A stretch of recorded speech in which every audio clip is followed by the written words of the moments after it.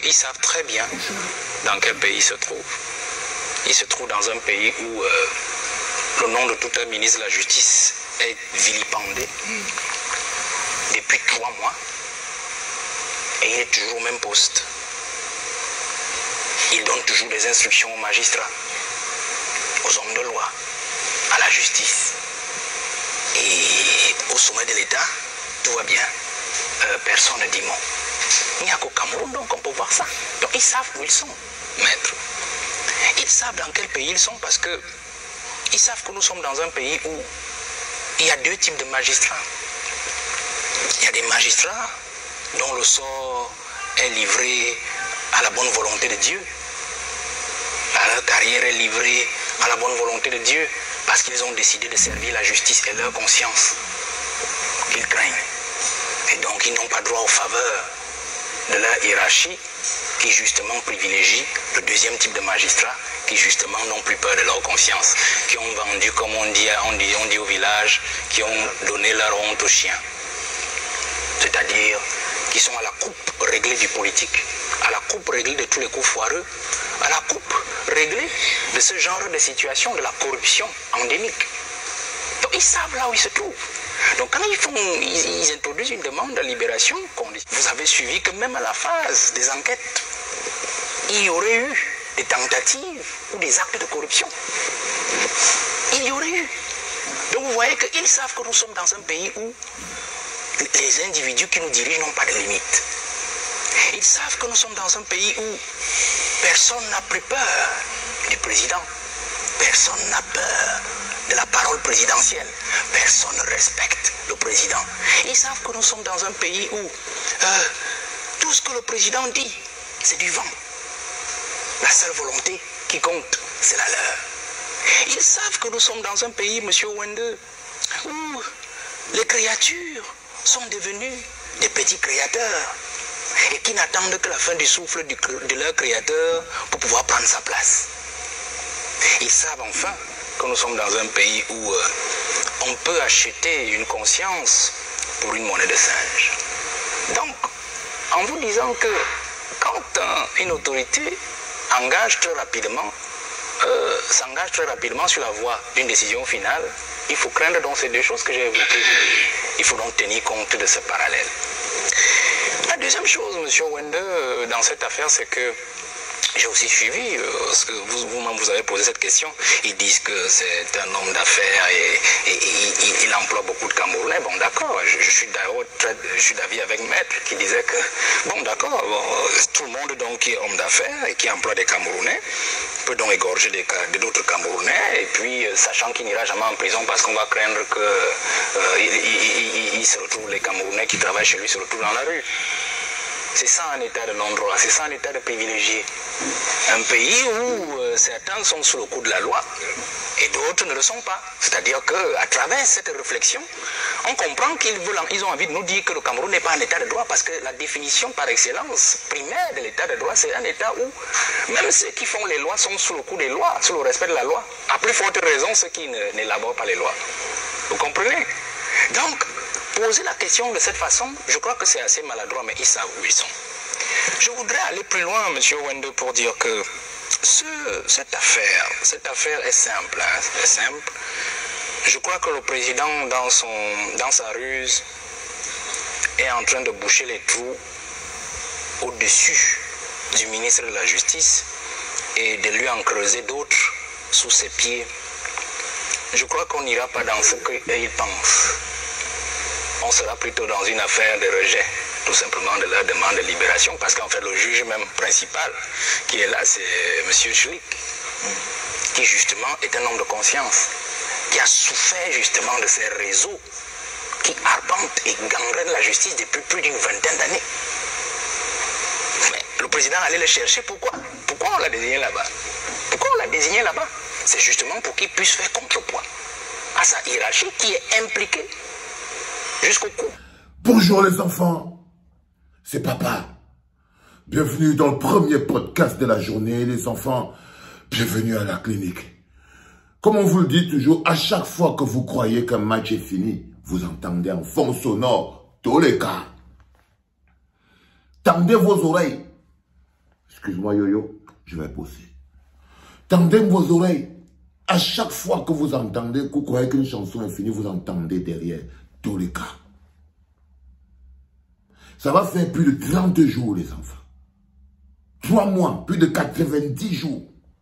90 jours que le corps de Martinez Zogo crie justice à la morgue. Ça va faire plus de 90 jours que les vautours tournent autour de la dépouille de Martinez Zogo. Ça va faire plus de 90 jours que le ministre de la Justice, Laurent Esso, a dit au téléphone, finissez le travail. On n'est pas en train de parler des choses des gens qu'on ne connaît pas. Depuis ces jours-là, ce monsieur est toujours ministre. Il gère toujours les magistrats.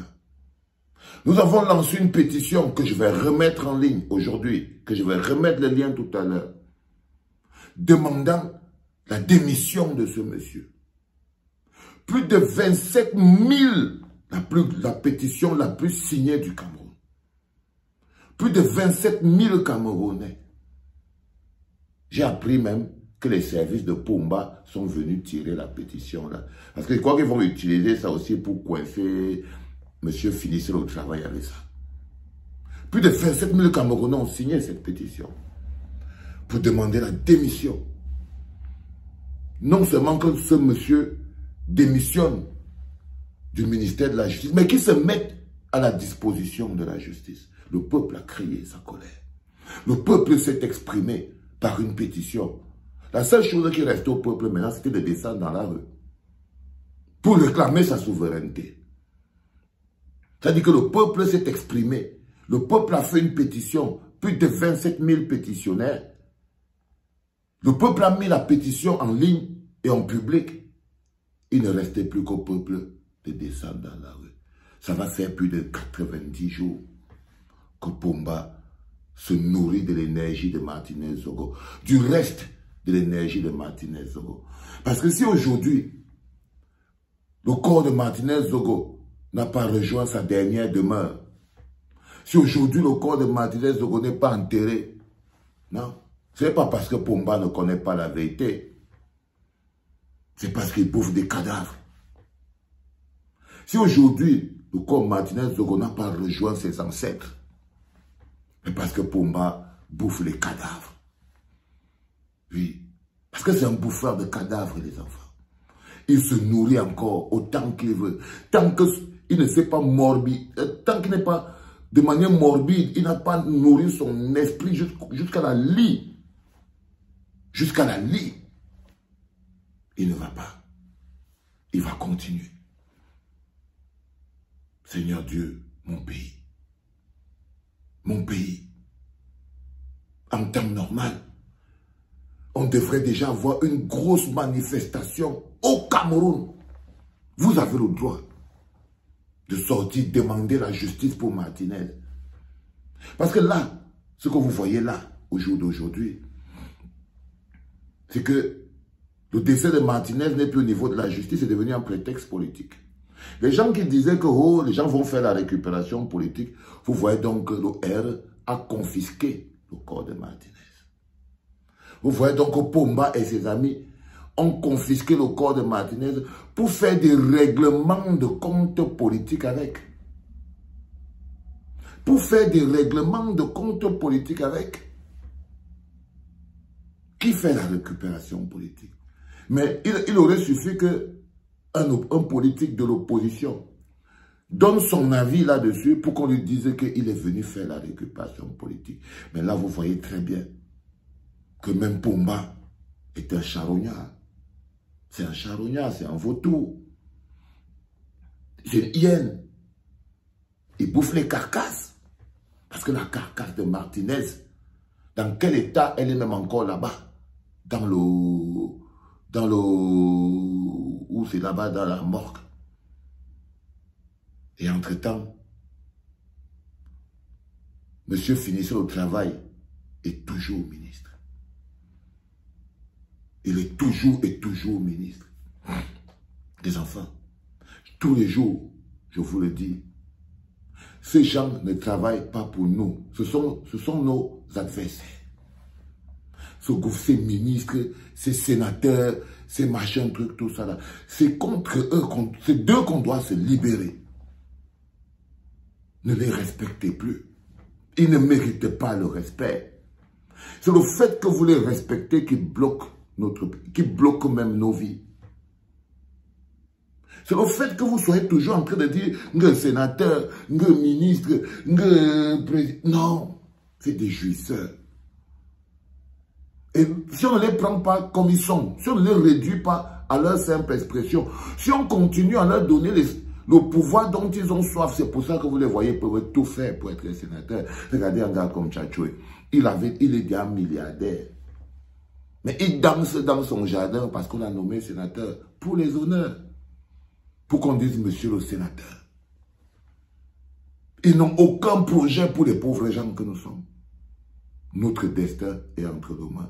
Ils ne peuvent pas. Si jamais ils continuent de vivre comme ils vivent là, s'ils continuent d'être aussi opulents, aussi ingrats, aussi arrogants, s'ils continuent de vous faroter autant, ça veut dire que vous allez caler dans la pauvreté. Ça veut dire que vous allez caler dans la pauvreté. C'est très important, les enfants. Nous devons penser à nous, à notre propre bonheur.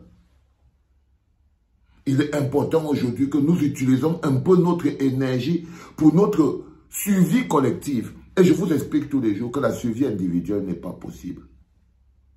La survie individuelle n'est pas possible. Il n'y a que la survie collective qui peut nous permettre, à chacun de s'en sortir individuellement. Il n'y a que la survie collective si on ne se lève pas tous ensemble avec le même objectif. Je vous ai dit que l'autre bonhomme nous a sorti ça comme s'il nous avait craché sur le visage. Celui qu'on appelle Dieu donné son il va dire qu'on n'est pas un peuple. Que quand vous parlez que le peuple, oui, quand le peuple est là, ça ne peut pas se passer comme ça. Non. Non. Un peuple, dans le peuple, il n'y a pas la lâcheté. Dans le mot peuple, il n'y a pas de lâcheté. Dans le peuple, on veut voir ses enfants grandir. Donc, on se lève tôt. Et on est prêt à tout pour que ces enfants grandissent en sécurité. On n'est pas dans la situation de... On préfère voir les enfants mourir. Parce que c'est ça que vous êtes au Cameroun. En ce moment, ce qu'on a encore au pays, c'est l'état où on est encore. Nous sommes encore dans la logique de... On préfère même voir nos enfants mourir. Mais pourvu qu'on ne bouge pas. Mais pourvu qu'on ne bouge pas. Vous avez réussi à dire que vous voulez voir vos enfants grandir. Alors que quelqu'un qui veut voir ses enfants grandir, il bouge. Il se lève. Il monte sur le camion. Comme le gars qui a fait dernièrement le héros d'Avenue Kennedy. Le colonel Bonhomme là. Ça c'est quelqu'un qui veut voir ses enfants grandir. Il bondit. Il saute sur le camion. Il redescend son gagne-pain au sol. Ça, c'est quelqu'un qui veut voir ses enfants grandir. Les autres préfèrent les voir mourir. L'essentiel, c'est qu'ils ne transpirent même pas d'un millimètre. La pire des lâchetés. La pire des lâchetés. Les enfants. On va de nouveau. On va repartir de nouveau. Demander que monsieur finisse le travail. Le roi Vaisseau. Non seulement qu'il démissionne. Parce que je vous jure, les enfants. Un pays comme ça. C'est-à-dire, imaginez-vous, tout un ministre de la Justice est impliqué pour avoir dit finissez le travail. 3 mois plus tard, même pas interpellé. Même pas interpellé. 3 mois plus tard. Les enfants. Pour que vous compreniez que ce n'est pas sur eux. Si on compte avoir la justice, ce n'est pas sur Pumba. Si on joue, on compte que ce pays va connaître la justice. Si vous voulez savoir contre quoi on se lève pour lutter, si vous voulez savoir pourquoi les gens doivent risquer leur vie, c'est pour ça. Parce qu'il n'y a pas de vie. Il n'y a pas de vie sans justice. Il n'y a pas de vie sans santé. Il n'y a pas de vie sans sécurité. Il n'y a pas de vie sans justice. Il n'y a pas de vie sans santé. Il n'y a pas de vie sans sécurité. Un pays où la santé, la sécurité, la justice sont une denrée rare. Ce n'est pas un pays, c'est un cartel. Et les gens qui dirigent un pays où il n'y a pas la justice ne sont pas les dirigeants, c'est un gang. C'est le cartel, c'est un gang. Et il n'y a aucune honte à se lever pour chasser un gang. Il n'y a aucune honte, c'est logique. S'ils se comportaient comme des gens raisonnables, vous serez en train de les respecter. Mais non, ils ne sont pas un gouvernement, c'est un gang. C'est un gang. Et ils doivent être traités comme on traite les gangs, les enfants. C'était le premier podcast, le 8h de la clinique, mesdames, mesdemoiselles, messieurs. C'était papa.